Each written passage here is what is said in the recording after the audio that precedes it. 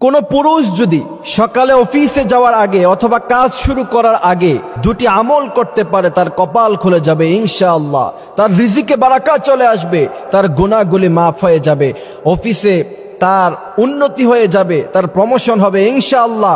অথবা সে যদি ব্যবসা বাণিজ্য করে ইনশাআল্লাহ, ওয়াল্লাহি আল্লাহর নামের কসম ইয়াকিন রাখেন, আপনার ব্যবসা অবশ্যই উন্নতি হবে ইনশাআল্লাহ।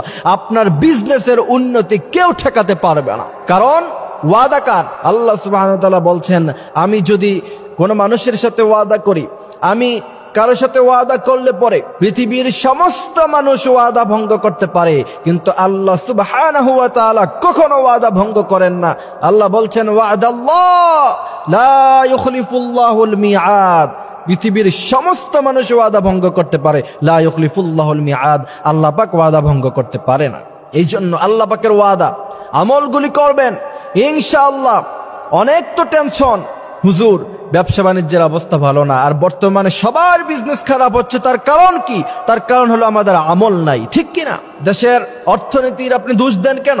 আপনার আমল ঠিক নাই, আমাদের আমল ঠিক নাই। আমাদের আমল ঠিক না থাকার কারণেই তো আজকে সারা দেশে অভাব অনটন লেগে যাচ্ছে, ঠিক কিনা? যাদের অনেক টেনশন, অনেক হতাশা, দুটি কাজ করবেন, নামাজ নাই, রোজা নাই, কিচ্ছু নাই।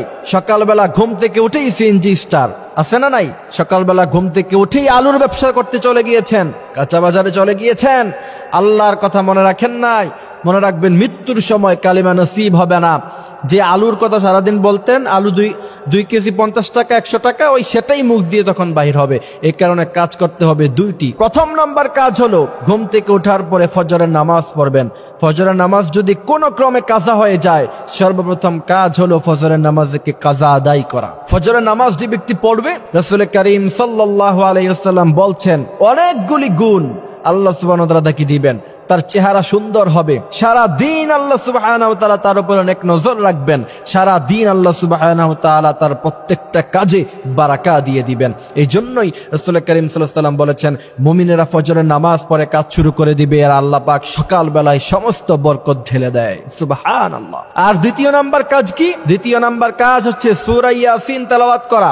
শুনে রাখেন, এখানে যারা ব্যবসায়িকেরা আছেন, এখানে যারা চাকরিজীবীরা আছেন, সকালবেলা ঘুম থেকে ওঠার পরে চাকরিতে দৌড় দিয়ে যাবে না। সকালবেলা ঘুম থেকে ওঠার পরে আপনি ব্যবসা বাণিজ্যে চলে যেতে পারবেন না, আপনাকে কোরআন তেলাওয়াত করতে হবে। সেক্ষেত্রে সূরা ইয়াসিন তেলাওয়াত করবেন। রাসূল করিম সাল্লাল্লাহু আলাইহি ওয়াসাল্লাম বলছেন, অসংখ্য হাদিস আছে, মুসলিম, বুখারী, অন্যান্য কিতাবগুলি, সহিহ হাদিসের কিতাবগুলিতে এসেছে, আল্লাহর নবী বলেছেন, উম্মুল কোরআন সূরা ইয়াসিন। সূরা ইয়াসিনকে উম্মুল কোরআন বলা হয়েছে। আর আপনি যদি এই কোরআনের উম্মুল কোরআন অর্থাৎ সূরা ইয়াসিন পাঠ করেন সকাল বেলায়, আল্লাহ নবী সাল্লাল্লাহু আলাইহি ওয়াসাল্লাম বলছেন, আল্লাহ পাকের ওয়াদা হলো, আল্লাহ পাক সারা দিন প্রত্যেকটি কাজে তোমাকে বারাকা দান করবে। তুমি যেন কোনো মুসিবতে না পড়ে যাও, ফেরেশতা দ্বারা প্রটেক্ট করবে। জীবনে আর কি লাগে? ফেরেশতা দ্বারা যদি আপনি প্রটেক্ট হতে পারেন, জীবনে আর কি লাগে? ও মিয়া, বাংলাদেশের প্রাইম মিনিস্টার তিনি যখন যায়, সামনে পিছনে গাড়ির বহর আছে না নাই? এই গাড়ির বহর তিনাকে সেভ করতেও পারে, নাও করতে পারে, কিন্তু ফেরেশতা যে আল্লাহ পাক আপনার জন্য নিযুক্ত করবে, পৃথিবীর সমস্ত শক্তি যদি আপনাকে ক্ষতি করতে চায়, সেই ফেরেশতারা আল্লাহ সুবহানাহু ওয়া তাআলা পাওয়ার আপনাকে হেফাজত করবে। সুবহানাল্লাহি ওয়া বিহামদিহি সুবহানাল্লাহিল আযীম। এই আমল শুধু খালি ছেলেদের নয়, শুধু খালি পুরুষদের নয়, মেয়েরাও করবেন। মেয়েরা সকালবেলা ঘুম থেকে ওঠার পরে ঘরের কাজ শুরু করার আগে আমলগুলি করবেন। আল্লাহ সুবহানাহু ওয়া তাআলা বলছেন, তাকওয়া যদি করতে পারো আমার উপরে, শোনো, ওয়া মান ইয়াত্তাকিল্লাহা ইয়াজআল লাহু মাখরাজান ইয়ারযুকহু মিন হাইসু লা ইয়াহতাসিব। আল্লাহ সুবহানাহু ওয়া তাআলা তোমাকে অজস্র সম্পদের মালিক বানাবে। কোথায় থেকে? কোথায় থেকে তো সম্পদ আসলো আপনি কল্পনা করতে পারবেন না, কল্পনা অতীত। এজন্য ইয়াজআল লাহু মাখরাজা ইয়ারযুকহু মিন হাইসু লা ইয়াহতাসিব, কত রিজিক আল্লাহ দিবেন আল্লাহ বাকি ভালো জানেন। এজন্য আমলগুলি আমরা করব ইনশাআল্লাহ। আল্লাহ সুবহানাহু ওয়া তাআলা আমাদেরকে আমলগুলি করার তৌফিক দান করুক, আমিন।